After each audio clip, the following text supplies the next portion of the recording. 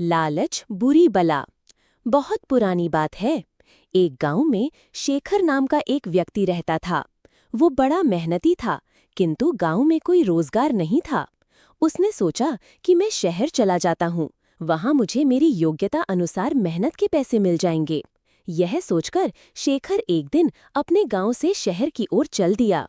शहर बहुत दूर था। चलते चलते शेखर थक चुका था। शेखर इतना थक गया था कि अब उससे बिल्कुल भी चला नहीं जा रहा था और वो थक कर वहीं बैठ गया।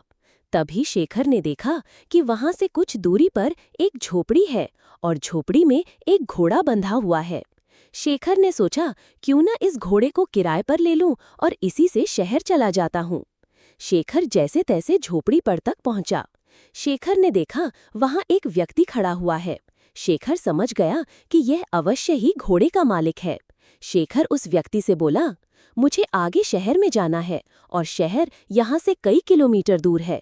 मैं बुरी तरीके से थक चुका हूँ, तो क्या मैं आपका घोड़ा ले सकता हूँ? इस पर घोड़े का मालिक झुंझलाते हुए बोला, तुम्हें क्या मैं घोड़ा ऐसे ही दे दूं? शेखर बोला, मैं आपसे घोड़ा फ्री में नहीं लूंगा, इसके बदले मैं आपको घोड़े का किराया दूंगा। घोड़े का मालिक बोला, मैं तुम्हें घोड़ा किराए पर तो दे सकता हूँ, किंतु मुझे अभी दूसरे गांव जाना है। अगर तुम मुझे उस गांव तक छोड़ दो तो मैं ये घोड़ा तुम्हें किराए पर दे सकता हूँ।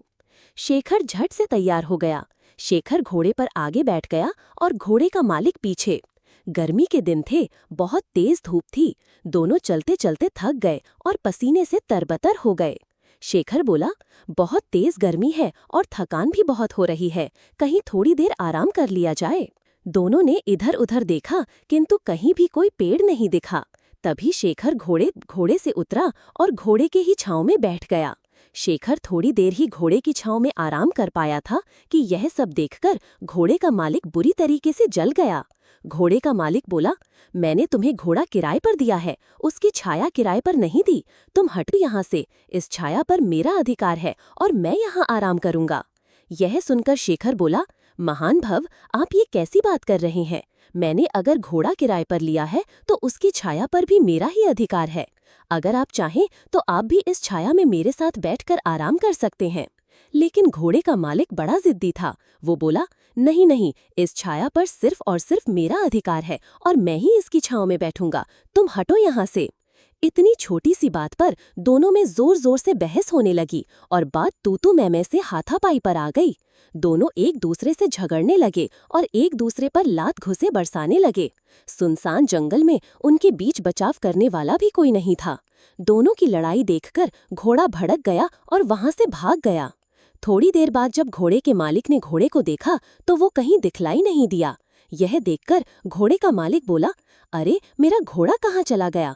वो तो अभी नया है, उसने ठीक से घर भी नहीं देखा, पता नहीं वो कहाँ गया और अब मैं उसे कैसे ढूंढूं?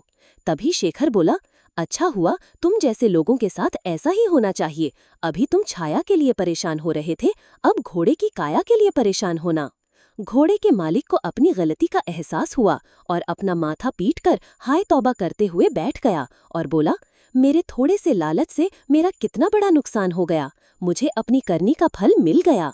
घोड़े की छाया के लोभ के कारण घोड़े की काया से भी हाथ धो बैठा।